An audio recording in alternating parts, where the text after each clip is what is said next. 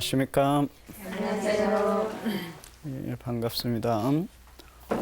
지난 시간에 우리는 우리의 영적 여정, 완덕을 향한 우리의 내적인 여정, 또 관상을 향한 일반적인 여정의 전체적인 거에 대해서 잠시 소개를 해드렸는데, 첫째, 제일 처음 뭘 해야 되죠? 예, 그 회심, 돌아섬입니다. 하느님께로 돌아서는 거예요. 회심. 두 번째는 회심 후에 수행 생활이 요구됩니다. 이 수행 생활에는 어떤 것들이 있죠? 물러남, 집착하지 않음. 두 번째는 고독과 침묵을 사랑함. 세 번째는 영적인 투쟁들. 네 번째 렉시오 디비나. 여기에 이제 렉시오 디비나가 여기에 있는 겁니다. 다섯 번째, 이렇게 수행을 충실히 하다 보면 마음의 순결에 도달하게 돼요. 이 마음의 순결에 도달하게 되면 이제 큰 범주 세 번째로서 관상 생활로 넘어가게 되는 겁니다.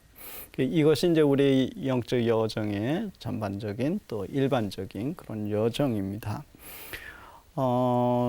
이제 그 하나하나씩 구체적으로 여러분들과 좀 나누고자 하는데, 회심입니다. 회심. 이 히라보로 이 회심은 메타노이아입니다. 메타노이아. 이 메타노이아는 두 가지 의미를 함축하고 있습니다. 첫째는 자기 소외나 온갖 죄악으로부터 돌아섬을 의미합니다. 둘째는 이 돌아섬이 그 참된 하느님을 향해서 돌아서야 된다는 거예요. 이 두 가지 차원이에요. 즉 회심은 무엇으로부터의 돌아섬은 무엇을 향한 회심이 되어야 됩니다. 즉 무엇으로부터 돌아서야 됩니까? 우리는 하느님이 아닌 모든 것들로부터 돌아서서, 이 돌아섬은 무엇을 향해야만 됩니까? 하느님만을 향할 때 진정한 회심이 되는 겁니다. 우리의 영성생활에서 올바른 돌아섬이란 하나님이 아닌 그 모든 것들, 우리가 애착하고 집착하는 것들 있잖아요. 그 남은 속일 수 있어도 자기 자신은 속일 수 없는 거 알고 계시죠? 자기 마음 있잖아요. 그 뭐에 대한, 물건에 대한 집착도 그렇고, 또 인간관계, 사람에 대한 집착도 그렇고, 또 정신적인 명예라든지 이런 집착도 있고, 허영심, 헛된 영광을 추구함, 이런 집착들도 있죠. 겉으로는 드러나지 않죠.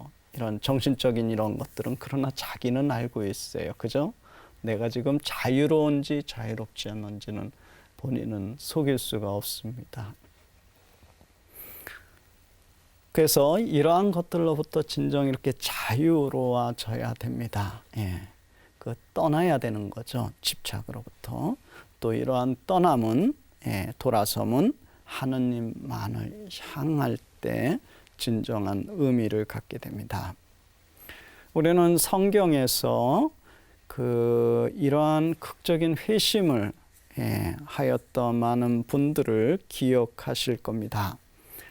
사마리아 여인 같은 경우, 이방인이었는데, 하느님을, 그 성경의 말씀은 어떻게 이방인이 하나님을, 주님을 이렇게 알아가게 되고 나중에는 고백하게 되잖아요.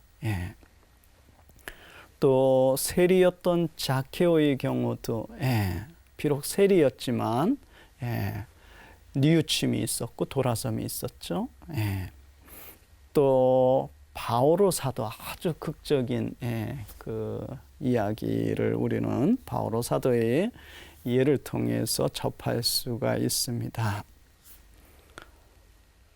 또한 많은 성인 성녀들 역시 그들의 인생에 있어서 이와 같이 결정적인 회심의 그 순간들이 있었습니다. 아마도 여러분들 역시 마찬가지로 주님을 어려서 자기 뜻과 상관없이 이렇게 그냥 물 부음을 당해서 세례를 받을 수도 있고, 유아 세례. 저의 경우도 그래서 저희 어머니 쪽으로 5대, 아버님 쪽으로 3대째 이제 계속 이제 가톨릭 집안이어서 제 뜻과 상관없이 어려서 태어나자마자 여드레 만에 물 부음을 받고 토마스로 이제 세례를 받게 됐는데 그 토마스는 죽었네요. 제가 수도원에 들어오면서 이제 새로운 수도명을 받아가지고 이제 가브리의 수도자로 이제 살게 되었습니다. 그러나 여러분들 연세 있게 좀 성인이 돼서 세례를 받게 되신 분들 특별한 계기들이 있잖아요. 또 아니면 다른 종교에서 갑자기 어떤 체험을 하게 돼서 또 다시 세례를 받고 하나님의 그 자녀가 되어서 영적 여정을 시작하는 분들도 있고 이렇게 사람마다 다 그 삶의 그 여정은 다르지만 이런 회심의 순간들이 있다는 겁니다. 크고 작은 은수자들의 그 스승 아버지 사부였던 분 누구를 기억하십니까? 안토니우스 기억하시죠? 이분은 251년에서 몇 년까지 살았죠? 356년 105세 살았던 장수하셨던 분인데 은수자였죠. 이분은 부모님이 일찍 돌아가셨다고 했죠. 돌아가시고 이제 진지하게 자신의 앞날에 대해서 고민하였다고 합니다. 그러던 어느 날 성당에 들어갔는데 그날 선포된 말씀 중에 한 말씀이 안토니의 마음을 터치한 거예요. 기억하십니까? 혹시 어느 성서 구절이었죠? 마태복음 19장 21절의 말씀이에요. 내가 완전한 사람이 되려거든 가서 너희 재산을 팔아 가난한 이들에게 주어라. 그러면 내가 하늘나라에서 보물을 차지하게 된다는 이야기입니다. 그리고 나서 나를 따르라는 거예요. 이 말씀을 듣는 순간 안토니오는 하나님께서 이 말씀을 통해서 자기에게 지금 말씀하고 계시다는 것을 확신하게 되었습니다. 그래서 이 말씀 따라 성구의 이 말씀 따라서 나와서 재산을 거의 다 팔아서 가난한 이들에게 나누어 주고 자유로워진 상태에서 이제 하나님을 향한 여정을 시작했습니다. 그는 이렇게 자유로워진 상태에서 이제 세상과 온갖 죄를 떠나서 무덤과 사막으로 물러났고 또 더 깊은 고독과 침묵의 삶을 위해서 더 깊은 사막으로 물러나서 그곳에서 생을 마감했습니다. 그곳이 바로 현대의 콜짐산이라고 합니다. 그 동굴에서 마지막으로 살다가 갔죠. 이 안토니 여정도 이런 회심의 순간이 있었고 하나님께로 더 깊이 이렇게 불타게 나아갔다는 사실이에요.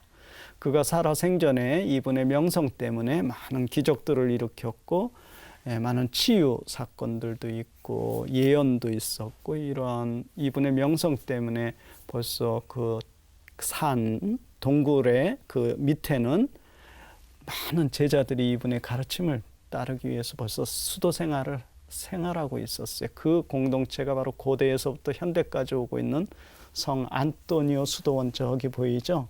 바로 저 수도원이에요. 여기도 보이고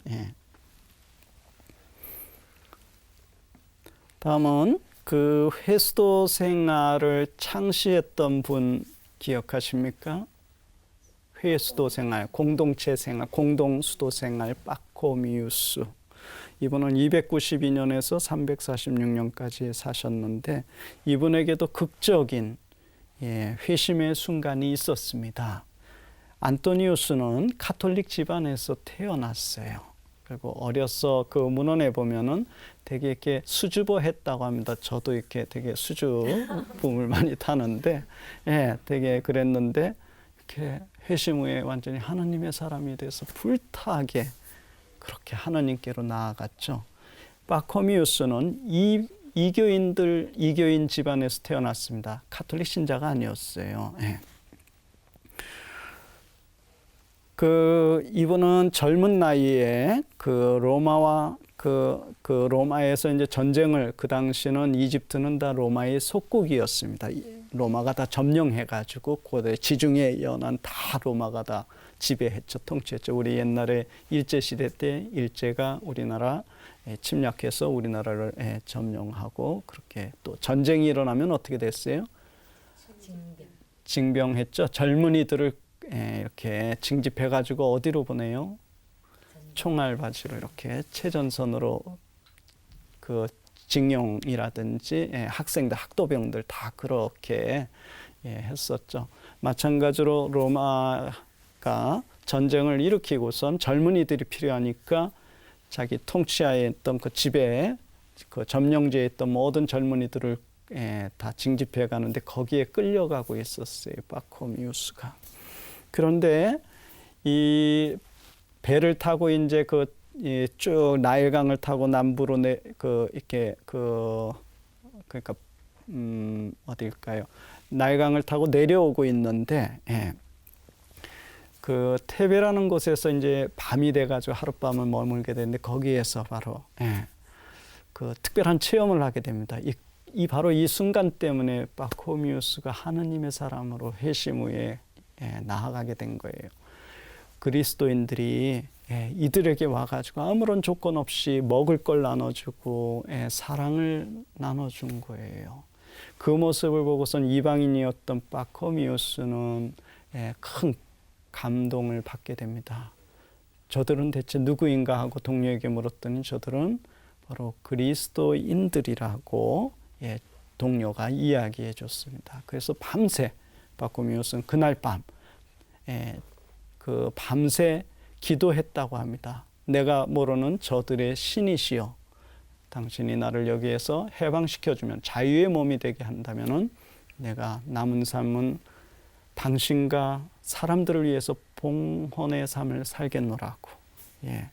그리고선 바코미오는 그 다음 해에 바로 자유의 몸이 됩니다. 왜냐하면 전쟁이 끝났어요. 그래서 징집돼서 전쟁터로 끌고 가려고 하다가 전쟁이 끝나니까 자유의 몸이 되었다고 합니다. 그래서 이제 이때부터 이제 그 세례 개종을 이제 했고, 하나님의 사람으로 세례를 받고 이제 영적 여정을 시작했습니다.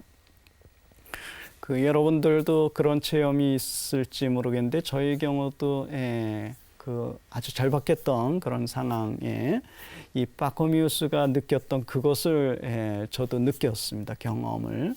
예전에 제가 군대에 갔을 때 야전수송 교육대에서 가평에 있는, 거기에서 이제 그 운전병 있죠, 달구지로 이제 교육받고 있었어요. 그러면은 거기에 이제 보면은 이제 맨 앞엔 지프차가 항상 이제 운전교육 나가면은 나를 따르라 맨 앞에 있고, 그 다음에 이제 트럭들 있죠. 그 트럭들이 쫙 하고, 운전병, 그 다음 조교가 하나씩 이렇게 타고, 그 다음에 이제 나머지 사병들은 뒤에 적재하면 이제 딱 타고 이러고 있습니다. 군기 딱 들고.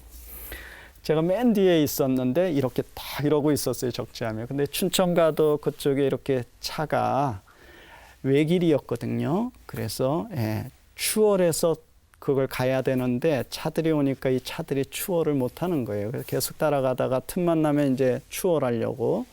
저는 맨 뒤에 있었는데 한 차가 추월하려다간 다시 들어가고 추월하려다간 다시 들어가고 하다 추월해가면서 그 조수석에 앉아있던 한 형제가 문을 열고선 삼리식빵을 확 적재하며 던져줬어요. 우리 보니까 삼리식빵이었어요. 그 한 봉지가. 그게 지금도 잊혀지지가 않는 거예요. 그래서 제일 먼저 첫 휴가 때 나와서 삼립식빵을 한 봉지를 먹었는데 그 맛이 안 나는 거예요. 절박한 순간에 이렇게 우리의 작은 희생과 또 사랑의 표현들이 한 사람의 인생을 이렇게 바꿀 수도 있는 것 같아요. 바코미오가 바로 그런 체험을 했는데, 저는 이분의 이 정기를 읽으면서 참 저도 그게 무슨 말인지를 이렇게 간접 체험을 통해서 알 수 있었던 것 같습니다.